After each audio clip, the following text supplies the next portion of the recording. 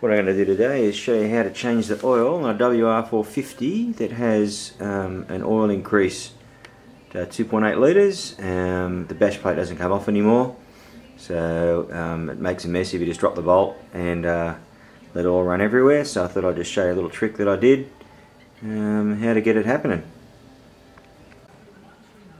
First thing to do is got to crack the bolt down in the bash plate where the extra oil's held.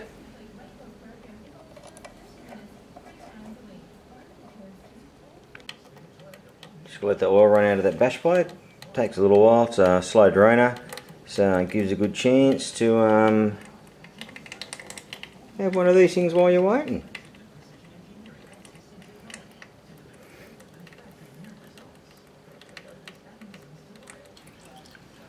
It's pretty important to stand the bike up, get it off the side stand, let that get most of the oil out of that drain hole in the extra tank there. Takes a little while to happen, but eventually you get all the oil out. Make sure to undo the filler cap and the dipstick. Just take a bit of pressure off there and lets the oil flow out a bit freer, easier as well.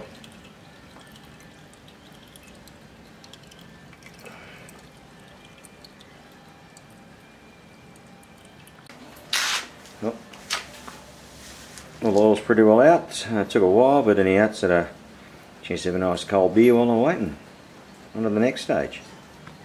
Alright, all the oil's out. Just whack the sump plug back in there.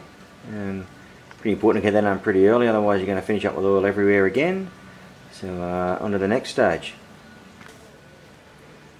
Next stage is lay the bike on its side. It's pretty important before you do that, make sure you drain all the fuel out of it, otherwise you're going to have a double mess.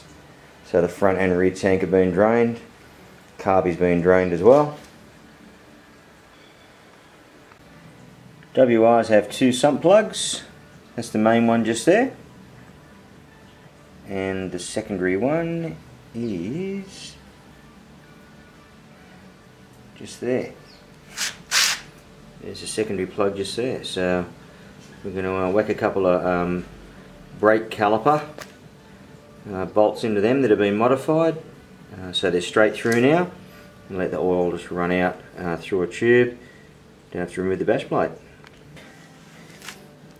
Alright, there's the modified brake caliper bleed valve in place in the front sump plug, and there's the secondary one in there.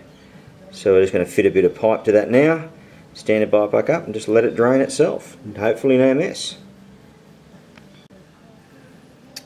Just fit the bit of tube on there.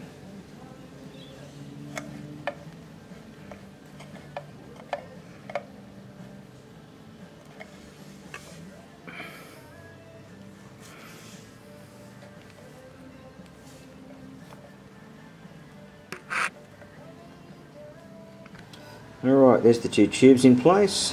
Had to stop the filming because it's a bit hard with one hand. So I'm going to stand the bike back up and let it drain out. There you have it. Both bikes are just draining away, or both plugs are just draining away. And again, just got to wait for the oil to get out of there, and time for another beer. Yeah, one little trick to help it flow out better too is just remove the dipstick. Puts a bit of air in there and pushes the oil out a bit quicker. Just a matter now, just waiting to drain. Hopefully, again, no mess.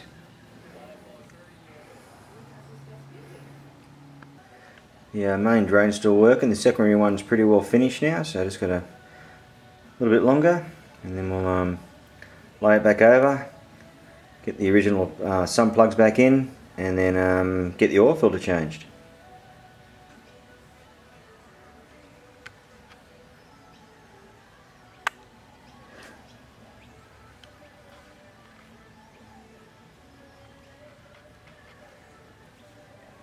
Steven Spielberg, I ain't. Yeah, while it's still draining, just show some pictures of where the oil lines tap into the side cover.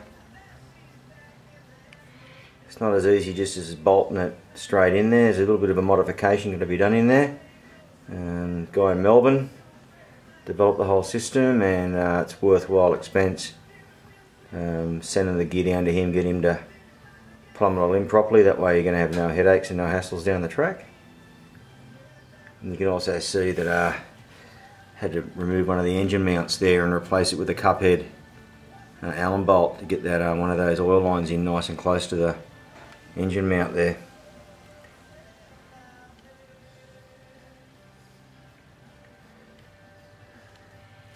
Well, she's pretty well finished draining, so it's just a matter now of I lay her back down, get those sun plugs back in, oil filter change, and fill her up.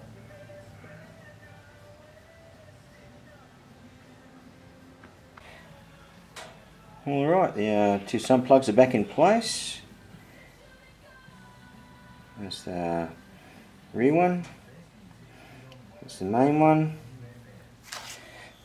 and the two brake bleed valves have been modified to accept the two bits of pipe and drain the oil out. Modification is pretty basic, just got to cut the end off the things and then make a straight through a little tube. So that's all you got to do to it. That's one, that's the other one. This is probably the messiest bit of the whole exercise, getting the oil filter out. Any WR owner would know, it likes to hemorrhage a little bit of oil once you crack those bolts. So all I do now is just whack a rag down in there, just soak up the oil that's going to come out of there, because you cannot stop it happening. As you can see, no matter what you do, you're going to get oil running out of this area. So yeah, that's where the rag comes in handy, soaks up some of the stuff, and just when you finish, just give it a hose off. See, hemorrhaging out now. Well, hopefully that rag's getting it all. Alright, just soak up that excess oil out of that where the oil filter goes. And Yamaha recommend changing that O-ring with every oil filter, but I probably do about every 4 or 5. It just didn't seem to leak at all, touch wood. So and that's the little culprit there, little air oil filter, all ready to go in. There you go, oil filter's back in place, all bolted up. A little bit of a mess to clean up, but just wiped up with a rag, and anything else that's left there, just give it a hose out, and she's clean as a whistle. Now it's time to fill it up and see how it goes.